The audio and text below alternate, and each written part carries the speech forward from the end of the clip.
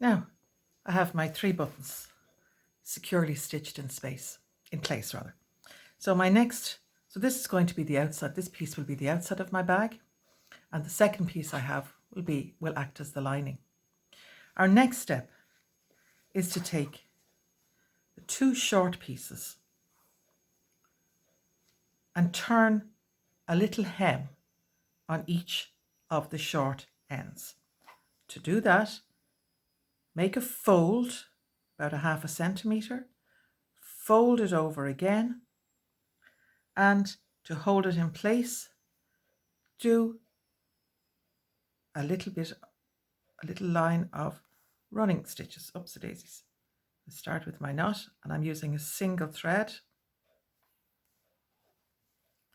So nice, neat stitches.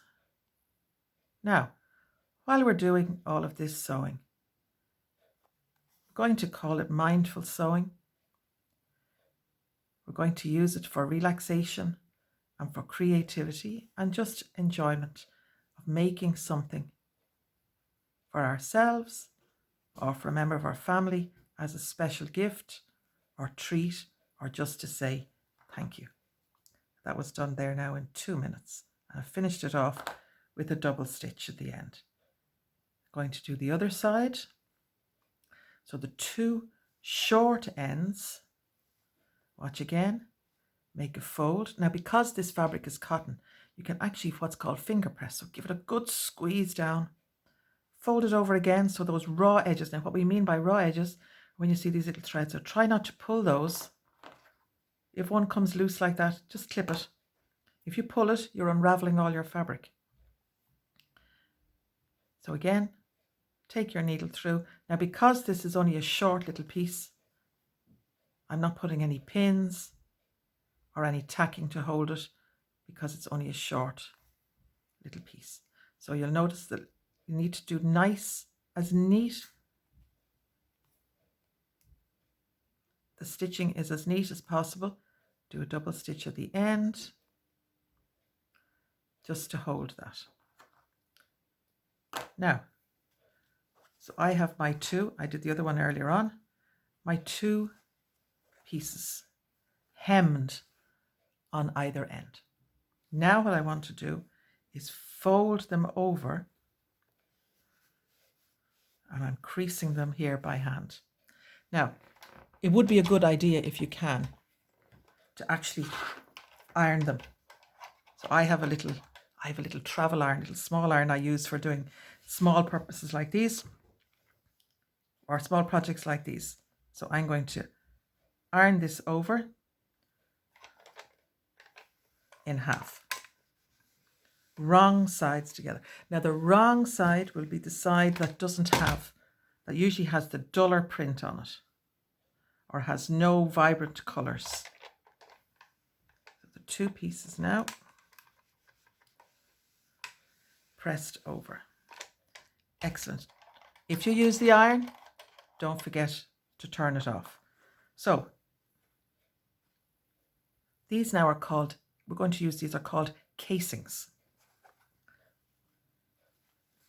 So take your right side piece and take one end,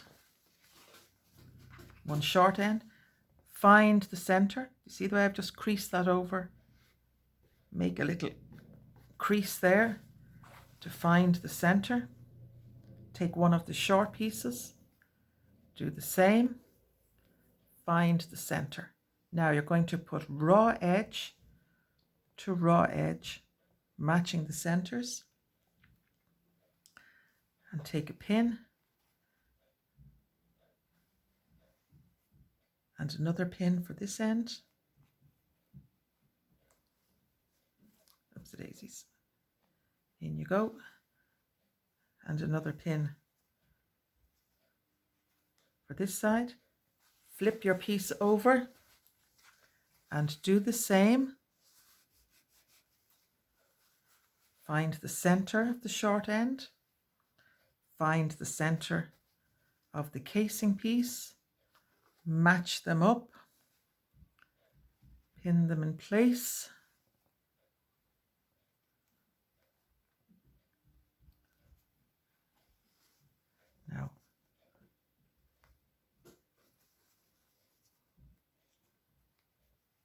Okay, so now you have two ends with casings pinned in place. Now it's hard to sew with pins because you might prod yourself. So take some of your sewing thread, and this time we're going to do bigger stitches. We're going to do temporary stitches called tacking or basting. Again,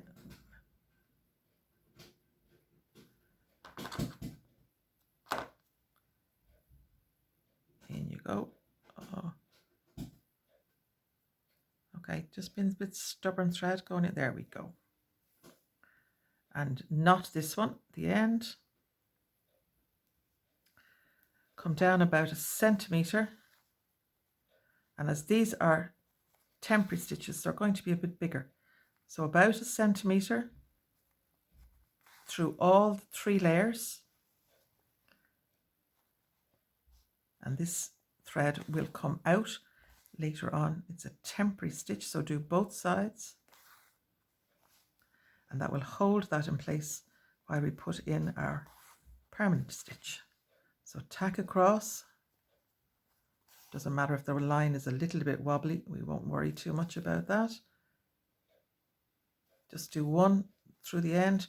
Remove the pins, put them safely in your little piece of felt that you might have, or a little dish or a little box, so they don't go on the floor. And do the very same on the other side. Now this preparation, this is called preparation work. This preparation work